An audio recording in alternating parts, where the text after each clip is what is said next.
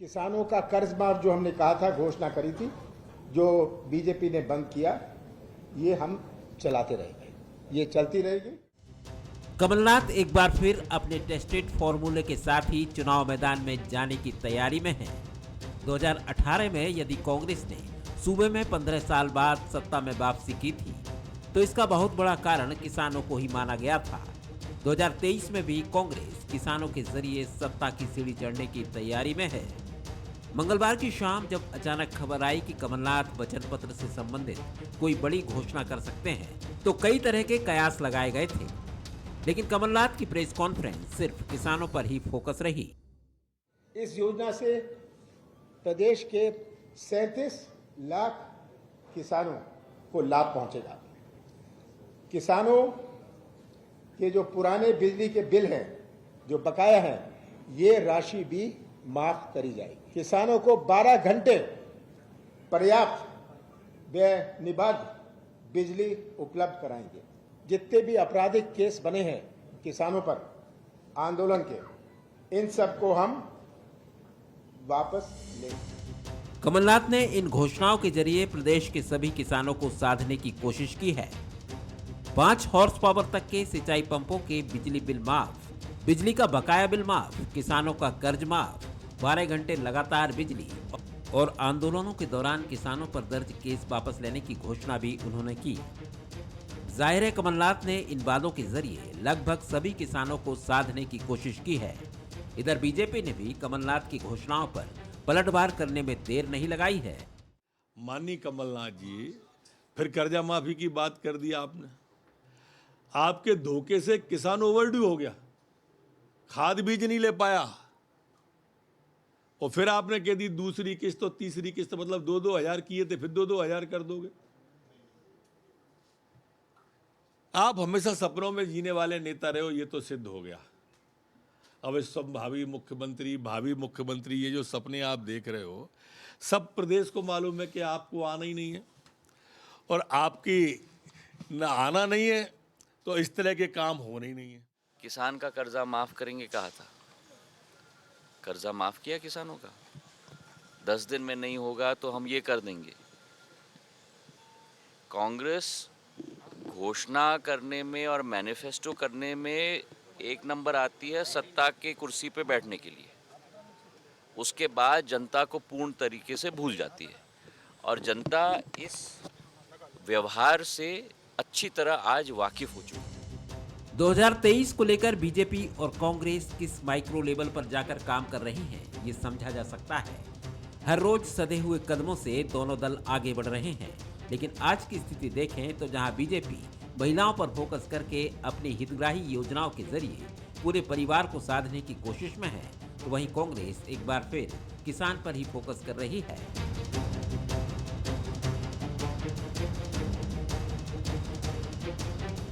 सवाल नंबर 1, क्या कांग्रेस एक बार फिर किसानों के मुद्दे पर ही चुनाव मैदान में जाएगी? सवाल नंबर 2, क्या दोनों पार्टियां किसान कर्ज माफी के मुद्दे को अपने अपने हिसाब से भुनाने की कोशिश करेंगी? सवाल नंबर 3, क्या वचन पत्र जारी होने तक घोषणाओं की ऐसी ही स्पर्धा देखने को मिलेगी? नमस्कार, मैं हूं शरद द्विवेदी और हमारी खास पेशकश आज का मुद्दा में आपका स्वागत है। और आज का मुद्दा है सियासत का मैदान, किसान ही बलवान। हर राजनीतिक दल अपनी सोच, अपनी दृष्टि, अपने अप्रोच के साथ सामने आता है। जहां कांग्रेस ये मानती है कि 2018 की तरह किसान ही उसके लिए भगवान है और किसान ही उसका मैदान आसान करेंगे। भारतीय जनता पार्टी का भी किसानों पर पूरा फोकस है, और जब हम ये बात कर रहे हैं तो उसके अगले ही दिन यानी गुरुवार को करीब देश के 8.25 करोड़ से अधिक किसानों के खाते में केंद्र सरकार, केंद्र की बीजेपी सरकार, प्रधानमंत्री जो किसानों को राशि हस्तांतरित होती है, करीब करीब 17,000 करोड़ रुपए की राशि किसानों के खाते में पहुंचेगी। तो किसानों पर पूरा फोकस बीजेपी का भी है, और कांग्रेस तो अपने पिछले अनुभव से, मध्य प्रदेश के पिछले चुनाव के अनुभव से इतनी उत्साहित है कि वो मानती है, क्योंकि जिस तरह से हमने देखा कि बुधवार को जब प्रेस कॉन्फ्रेंस करके कमलनाथ जी सामने आए तो उनका पूरा जोर किसान, किसान और किसान पर था। अब देखते हैं, क्योंकि आधी आबादी, लाडली बहना और किसान तमाम मुद्दे हैं, और दोनों ही पार्टियां, बीजेपी जहां किसान, आदिवासी, दलित और महिलाएं इन सबको साध कर चल रही है, वहीं कांग्रेस इन सभी वर्गों को साधने की कोशिश तो कर रही है, लेकिन किसान उसके केंद्र में सबसे अधिक प्रतीत होते हैं। आज इसी पर हम बात करेंगे। जो मेहमान हैं उनसे मिलिए। डॉक्टर दीपक विजयवर्गीय हैं, सीनियर बीजेपी लीडर, बीजेपी प्रवक्ता, बहुत स्वागत है। अवनीश बुंदेला जी हैं, युवा नेता कांग्रेस के, मीडिया विभाग के उपाध्यक्ष, उनका बहुत स्वागत करता हूं। मनोज सैनी जी हैं, एग्जीक्यूटिव एडिटर, उनका बहुत स्वागत। मनोज, पहली टिप्पणी आपकी, फिर मैं राजनीतिक मेहमानों की तरफ बढ़ूंगा। देखिए, भारतीय राजनीति में जब भी चुनाव हुए हैं तो किसान बड़ी महत्वपूर्ण भूमिका निभाता रहा है। मध्य प्रदेश की बात करें, अन्य राज्यों की बात भी करें, लेकिन मध्य प्रदेश तो बहुत ही महत्वपूर्ण है, क्योंकि सिंचाई का रकबा यहाँ बड़ा है, जैसा भारतीय जनता पार्टी भी ये समझती है। और सबसे ज़्यादा यदि कोई सिंचाई का क्षेत्र है तो वो मध्य प्रदेश है, तो ये भारतीय जनता पार्टी है। लेकिन दूसरी तरफ कांग्रेस भी इस बात को समझ रही, शरद जी, करीब 64,000 किसान जो है, 64 लाख ऐसे किसान हैं जो सीधे तौर पर, 64% ऐसे किसान हैं जो सीधे तौर पर चुनाव को प्रभावित करते हैं। और इसीलिए भारतीय जनता पार्टी हो या कांग्रेस, किसी भी राजनीतिक दल की सबसे बड़ी कड़ी कोई होती है तो वो किसान होता है, क्योंकि किसान अकेला नहीं होता है, उसके साथ पूरा परिवार होता है। यदि किसान समृद्ध होगा तो पूरा परिवार समृद्ध होगा। और इसलिए देखिए, आज भी जब कमलनाथ लेकर आए तो किसान न्याय योजना की उन्होंने बात की, 5 हार्स पावर फ्री देने की बात कर रहे हैं।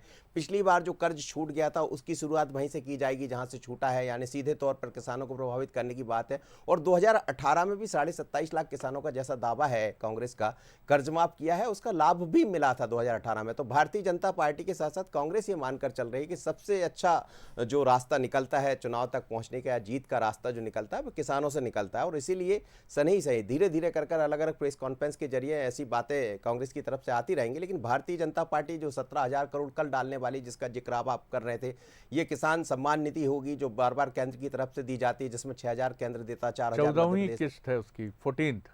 जी जी जी। तो ये सब चीजें हैं इसमें दिखाई दे रहा है। लेकिन इस बार किसानों के अलावा भी आप देखिए, युवाओं को साधने की कोशिश भी कर रही है भारतीय जनता पार्टी और कांग्रेस दोनों ही, और दूसरी तरफ महिलाएं। तो मुझे लगता है चुनाव बड़ा महत्वपूर्ण है। और वो श्रेय की जो राजनीति, जिसको हम कल भी चर्चा कर रहे थे शरद जी, कि कौन पहले, कौन आगे बढ़कर कितना करता है, तो किसान भी इंतजार कर रहा है, आम मतदाता भी इंतजार कर रहा है, लेकिन लोग भी देख रहे हैं कि आखिर ये राशि आएगी कहाँ से। बिल्कुल, लोक लुभावन घोषणाओं की भरमार, और दोनों ही पार्टियों के पास है नेतृत्व धारदार।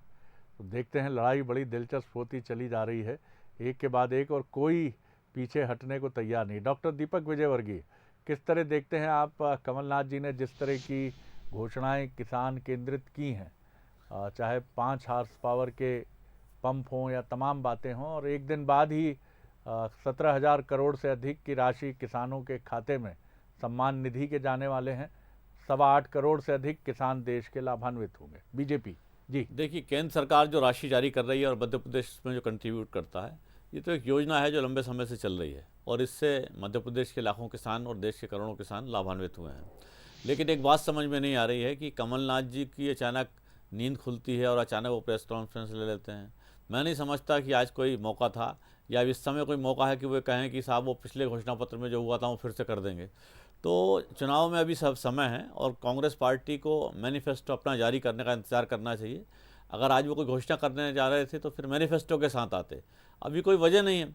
और ये कहना कि हमने 2018 में के मैनिफेस्टो में जो वादा किया था, तो वो तो सरकार भी गई और वो सारी बातें भी जनता ने देख ली हैं। मध्य प्रदेश की जनता पर्याप्त समझदार है और काठ की हांडी बार बार नहीं चढ़ती।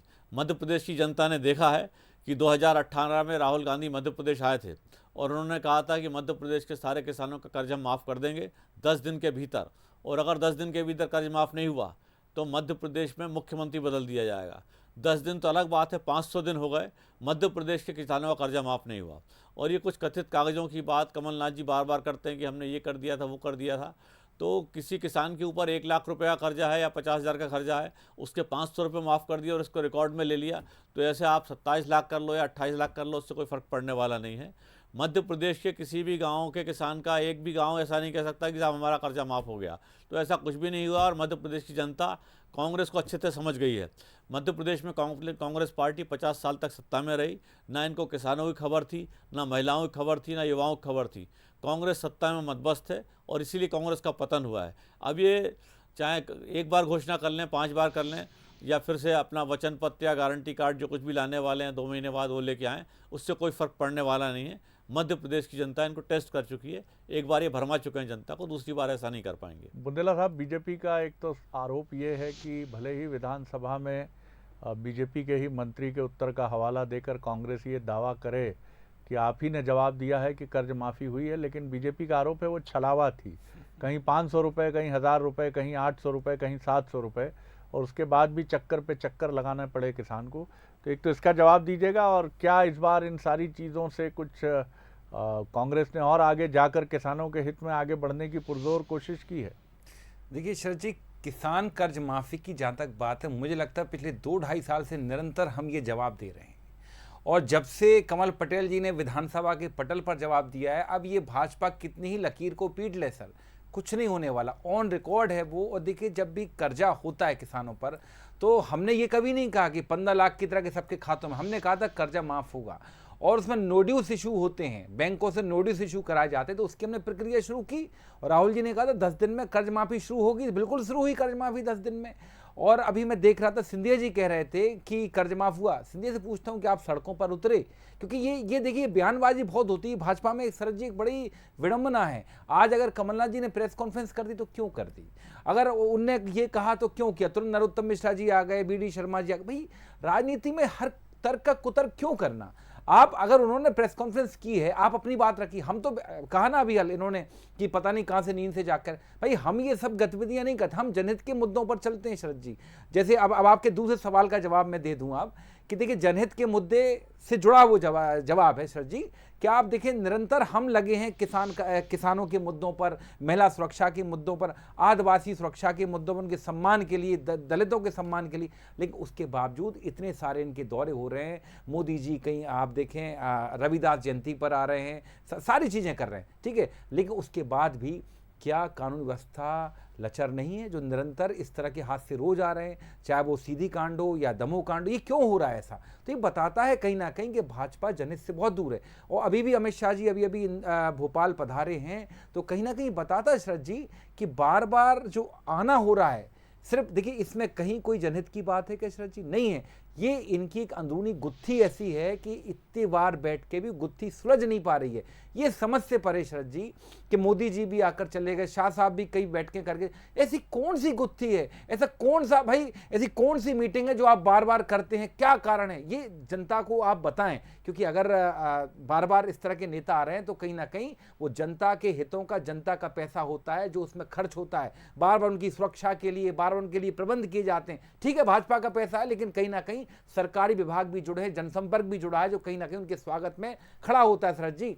तो ये बात भाजपा को जवाब देना चाहिए। बाकी जहां तक हमारी बात है, आज आदरणीय कमलनाथ जी ने जो घोषणा की है, हम उस घोषणा पर अटल हैं। पहले भी हमने जो कहा था वो किया था। शायद वही कारण है शरद जी कि आज तक ये किसान कर्ज माफी या कमलनाथ जी के वचन पद से भाजपा बाहर नहीं आ पाई है। इनको मालूम है ये व्यक्ति जो कहता है वो करता है, और घोषणा तो इनकी साहब इतनी है। इनने कहा था मैं संविदा कल्चर खत्म कर रहा हूं, और कहां खत्म हुआ? 3 मुख्य मांगे थी, वो मांगे अभी पूरी नहीं हुई, सरकार मुकर गई।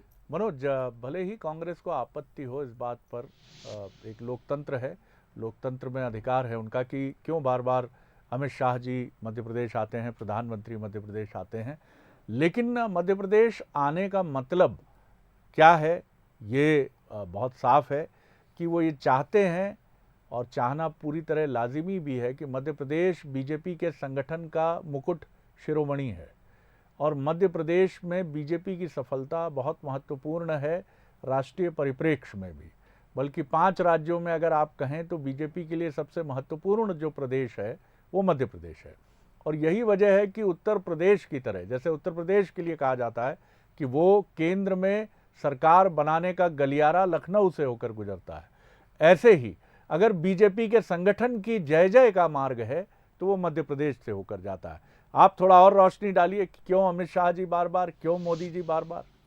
देखिए, एक तो ये कि 2018 में हार मिली, इस बात को तो स्वीकार करना ही पड़ेगा। भारतीय जनता पार्टी मानती भी है और हार से भी सबक लेती है और जीत से भी समीक्षा करती है कि हम यदि जीत भी गए, जीत का अंतर बेहतर रहा या कम रहा तो उसको और कैसे बेहतर किया जाए, कम रहा तो और कैसे आगे बढ़ाया जाए। तो बीजेपी उस पर चलती है। लेकिन ये निश्चित रूप से कुशाभाऊ ठाकरे ने गढ़ा है इस संगठन को, प्यारालाल खंडेलवाल जैसे लोग यहाँ रहे हैं जिनका जिक्र हम हमेशा करते रहते हैं। तो भारतीय जनता पार्टी के संगठन के शिल्पीकार तो मध्य प्रदेश से होकर निकले। और चाहे अमित शाह जी की बात करें, नरेंद्र मोदी की बात करें, जो मध्य प्रदेश में अपना समय बिताए हैं उस दौर में जब वो संगठन के साथ काम किया करते थे, तो निश्चित रूप से सभी की नजर मध्य प्रदेश पर होती है। और यहां से जीत मिलती है तो संगठन का नाम तो होता ही है शरद जी, लेकिन एक बड़े पलक पर एक बड़ा मैसेज जाता है कि हाँ, ये भारतीय जनता पार्टी का वही संगठन, वही मध्य प्रदेश है जहां से हम चुनाव जीतना चाहते हैं। 2018 में हार के बाद से लगातार इस पर चर्चाएं होती रही। ये बात अलग है कि 2020 में सरकार की वापसी हो गई, पर सरकार की वापसी हुई है तो एंटी इनकम्बेंसी, उससे तो आप नजरअंदाज नहीं कर सकते क्योंकि लंबा वक्त बीता, 18-19 साल किसी भी सरकार, चाहे कांग्रेस की सरकार हो या बीजेपी की। तो ये चिंता की लकीर है बीजेपी के भीतर कि उसको हम नए अंदाज में कैसे प्रस्तुत करें। आप देखिए कि गुजरात में जो फार्मूला लेकर आए उसमें कुछ चीजें नई दिखाई दी थी। तो इसीलिए अमित शाह आ रहे हैं और अमित शाह जब जब अपने हाथ में कमान लेते हैं उसके रिजल्ट बड़े पॉजिटिव दिखते हैं। उत्तर प्रदेश की बात कर लें या अन्य राज्यों की बात कर लें, गुजरात की ये बात अलग है, कर्नाटक और हिमाचल में उतनी अच्छा प्रतिशत नहीं मिल पाया। और इसीलिए आज उन छोटी छोटी बैठकों को, और यहाँ के जो लोग हैं जो समन्वय संवाद की थोड़ी सी कमी है, इसलिए अमित शाह खुद उस चीज पर निगाह बनाए हुए हैं। और हमें लगता है जहां कमियां हैं उनको दूर करना, और कांग्रेस को भी गंभीरता से ले रही है, ये भी मानना पड़ेगा हमें भारतीय जनता पार्टी को। दीपक जी, अमित शाह जी की अपनी शैली है चुनाव प्रबंधन की, और वो शैली जो सबसे महत्वपूर्ण बात है कि सबसे पहले आप ये देखिए कि आप जिस मैदान में खड़े होकर चुनाव की तैयारी कर रहे हैं उस मोर्चे पर, उस खंदक में कहीं कोई ऐसी त्रुटि तो नहीं है जो आपको चुनाव में बहुत नुकसान पहुंचा दे। और यही वजह है कि अमित शाह जी के आने से बीजेपी के चेहरे पर एक बड़ी सकारात्मक मुस्कान भी है, क्योंकि बीजेपी का कार्यकर्ता और वरिष्ठ नेता दोनों ये जानते हैं कि अमित शाह का आना ये बताता है कि कम से कम या जीरो एरर जैसा कोई फार्मूला चुनाव के लिए तैयार करने की कोशिश होगी। हालांकि बहुत कठिन होता है चुनाव में। आप किस तरह देखते हैं? देखिए, पहली बात, अमित शाह जी की यात्रा या अमित शाह जी के रणनीतिकार होने के बारे में चर्चा कर लें, इसमें कोई शक नहीं है और दुनिया भर के लोग मानते हैं, खाली हिंदुस्तान की बात नहीं है। मैं समझता हूं कि दुनिया भर के बेहतरीन जो चुनावी रणनीतिकार हो सकते हैं वो अमित शाह जी उस पर नंबर 1 है। और उसकी वानगी, उसके उदाहरण हैं।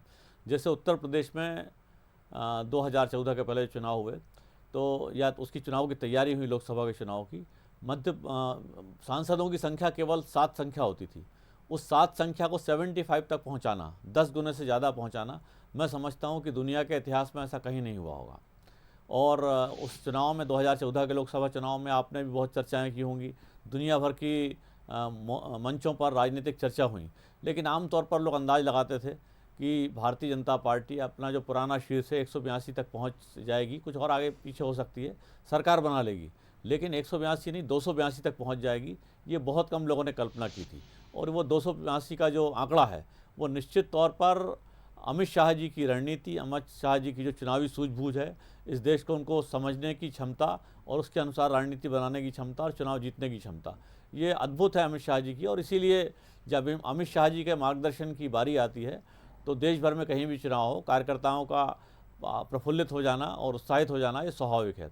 दूसरी बात ये, कांग्रेस के हमारे मित्र को लगता है कि बार बार दिल्ली के नेता हमारे मध्य प्रदेश में क्यों आते हैं या मध्य प्रदेश के नेता मध्य प्रदेश के ज़िलों में क्यों जाते हैं।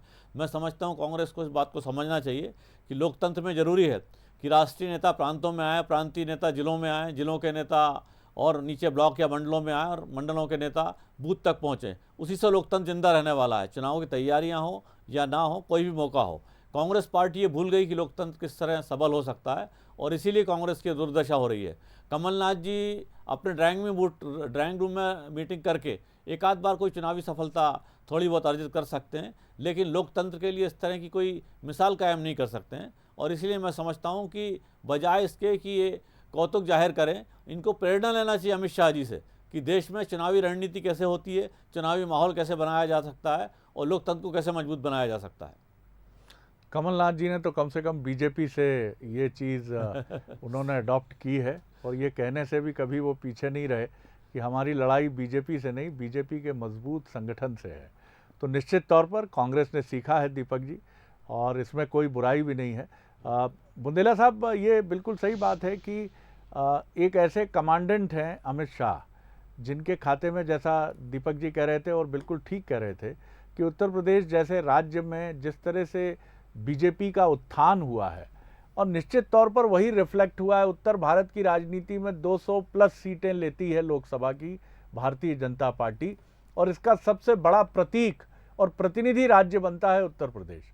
अगर आप उत्तर प्रदेश में 60% से अधिक सफलता लाते हैं तो उत्तर भारत के राज्यों में आपका डंका बजता है, नॉर्दर्न बेल्ट में, हिंदी पट्टी में। आपके यहाँ उम्मीद के किरण हैं, मैं जुगनू भी नहीं बोलूँगा, हिमाचल, कर्नाटक और उसके पहले गैर कांग्रेसी राज्य पश्चिम बंगाल भी। लेकिन मध्य प्रदेश की लड़ाई आपके लिए, आप यहाँ बहुत अच्छी स्थिति में माने जा रहे हैं, लेकिन अमित शाह जी के आने के बाद फिंगर क्रॉस करके चलने की बात आपके नेता भी ढके छुपे शब्दों में करते हैं। देखिए सर जी, पहले तो मैं स्पष्ट कर दूं, किसी से भी सीखने में कहीं कोई बुराई नहीं है। कोई भी एक विरोधी टीम अपनी दूसरी टीम से सीखती है। इंडिया, आपने देखा, ऑस्ट्रेलिया से सीखती है, ऑस्ट्रेलिया इंडिया से सीखती है, कोई बुराई नहीं उसमें। लेकिन सर जी एक बात है, अमित शाह जी की जहाँ तक बात है, अमित शाह जी मैं मानता हूँ एक अच्छे रणनीतिकार हैं, गृह मंत्री हैं।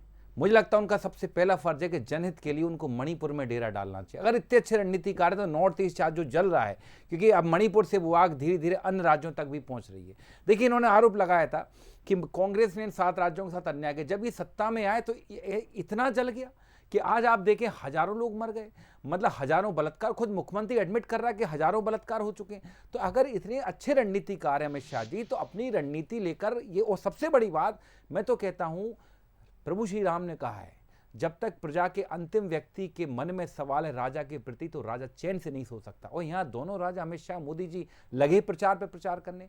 77 दिन बाद मोदी जी मुंह खोलते हैं। देखिए, ये विषय नहीं है कि आप कितने युद्ध जीते, कितने चुनाव जीते। कई ऐसे इतिहास में आक्रांता हुए हैं, अलाउद्दीन खिलजी, महमूद गजनवी, जो बहुत सारे युद्ध जीते हैं, लेकिन जनहित में कुछ नहीं किया। अगर मैं अमित शाह जी की बात करूं, मैं तारीफ करता हूं, क्या अमित शाह जी में बहुत अच्छा चुनावी कौशल है, उन्होंने जीते चुनाव। लेकिन सर जी, अवसरवादिता भी एक बात होती है। इस तरह से कभी देश में सरकारें गिराई नहीं गई कि किसी की आप पार्टी खत्म कर दो, 40 विधायक उठा के गुवाहाटी ले जाओ। तो ये जो चीजें हुई शरद जी, इतिहास के पन्नों में कभी नहीं देखी गई। ठीक है, पहले भी सरकारें गिरी शरद जी, लेकिन इस तरह का तरीका नहीं अपना कि आपने जो सहयोगी आपके साथ 27 साल शिवसेना, आपने उसकी पार्टी उससे छीन ली। तो ये कई चीजें हैं जो अमित शाह जी को, मैं उनकी बुराई बिल्कुल नहीं कर रहा हूं शरद जी, मैं मानता हूं। देखिए, अंत में ये है कि कौन मैच जीता, मैं मान रहा हूं कि चुनाव जीत रहे हैं, लेकिन हकीकत बात है, आप गृह मंत्री हैं साहब, आप सम्मानित गृह मंत्री हैं। ये भी नहीं भूलना चाहिए कि जब आप गृह मंत्री, आप विवादों में क्यों रहे।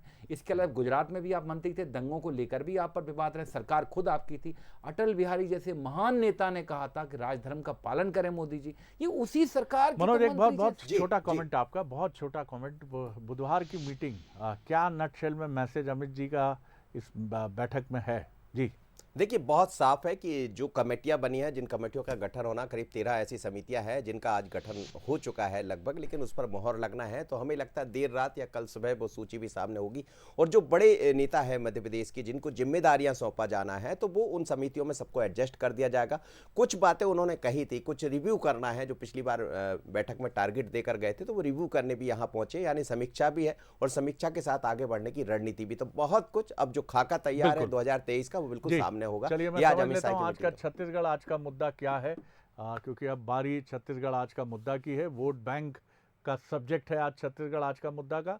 तो मध्य प्रदेश में तैयारी पूरी, छत्तीसगढ़ में भी तैयारी पूरी, पूरे योद्धा तन मन धन से डटे हैं। बहुत शुक्रिया आप तीनों का। आगे सीधे चलते हैं, छत्तीसगढ़ आज का मुद्दा है वोट बैंक। नमस्ते, नमस्कार।